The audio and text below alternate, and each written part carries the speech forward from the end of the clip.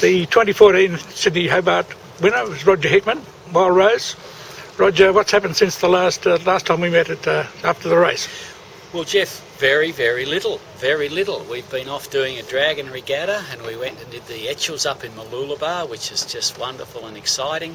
We did do Port Stephens in the Wild Rose, which we had a fantastic regatta up there at Port Stephens. And apart from that, she's been sitting here getting ready for the Land Rover race this weekend. So what have you got planned for this weekend? What's your tactics? Look, a lot of it, Jeff's just wait and see. Let's see what happens. The weather forecast is yet to be determined, but it looks like it's fairly good westerly weather. Cold, not so wet, but cold. Snow on the Alps, cold, and some westerlies. So I think what for us, there is a little bit more breeze offshore, but we're so slow that we really can't risk going out there in the current. So we'll probably hug the coast, I guess. Maybe go offshore a little bit between here and Seal Rocks and see how it eventuates. But the current can kill us, just like it helped make us in the Sydney-Hobart recently. It could kill us going north because the big boats are so fast relatively with the current against us. Have you done this race before? Yes, I think this is the 30th, and I think I've done 27. We don't seem to count the number of the Gold Coast races like we do the Rolex Sydney to Hobart. Now, why that is, I don't know, but I know I've missed 2, and I think I've missed another one. So if this is the 30th, that means I've done 27. So what's your best placings? On this boat in 1993 on the Wild Oats, we won the race, the Gold Coast. We went to Jupiter's. It was called the Jupiter's something race then, but Jupiter's casino sponsored us, and we had a lovely reception there, and that we won in 1993. We were the first boat. We had 6 girls and 6 men, or 6 ladies and 6 men, and we won in 1993. But we've had probably had quite a few divisional podiums and been on a first, second or third a few times on various boats. So it's been a kind race to me. What about the crew this weekend? With only one, we're exactly the same crew that did the Rolex Sydney to Hobart. The one omission is Phil Endersby. His new son-in-law is playing for Adelaide, and they're playing the Gold Coast, I think, and it was a game that he just really, really wanted to go. So he got a specially approved pass, because he believes if he goes and watches that game, Patrick Dangerfield will stay with Adelaide, and that's good for the Crows.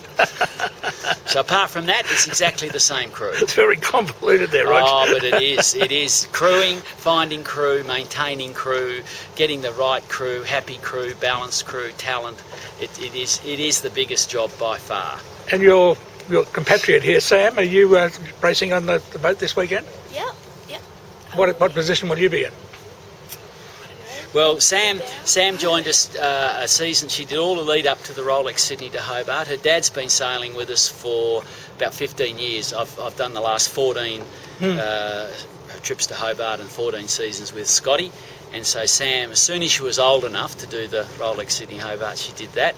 And watch Sam's training up to be a bowman, because she's agile and strong, but mostly she does mid-bow. So she sort of works with the mast and the mid-bow, but she's picking it up, and she loved the Sydney Hobart and all of last year's blue water. And she's got a first aid certificate and got her senior triple SC. So she's got all the gear, and away we go. So how many crew on board? We'll have 13. Yeah, 13 this year, which is one less than Hobart. So we're a little under crew weight, make a little bit more space downstairs, but yeah, good crew. As I say, exactly the same crew we had to Hobart, so always a lot to learn, but not a lot to teach. So it's rock hopping this weekend, is it? Look, I think so, Jeff. You know, the bigger boats may go offshore, and the CSIRO or the BOM aren't showing a lot of current. So I think what'll happen, we might suck it and see it. It'd be nice to be 5 or 6 miles off the coast, just to get that westerly, because it's not it's a gradient westerly, and it's showing it's a lot stronger offshore. But we're still 4 days out, so we'll just see. But certainly the first quarter, football analogy again, between here and Seal Rocks is vital. You don't get that right, and then you're chasing your tail the whole way up the coast. That's right, yeah. But Byron. Yeah, and Byron as well. So I think when we're probably not rock hopping, you know, maybe just 5 or 6 miles off the coast, just seeing who's inside us, because we've got aerial, we've got just a dash, we've got papillon, we've got there's a myriad, you know, there's about 15 boats our size, our speed, that we have to watch. And so, you know, the wonderful boats like Celestial and Ichiban and Loyal, they'll be gone. We can't really race those. We just hope that, you know, as often does, Lady Luck can bring us home. And if it doesn't, we just look for a divisional win. That's the key to it. Well, good luck. Thank you very much.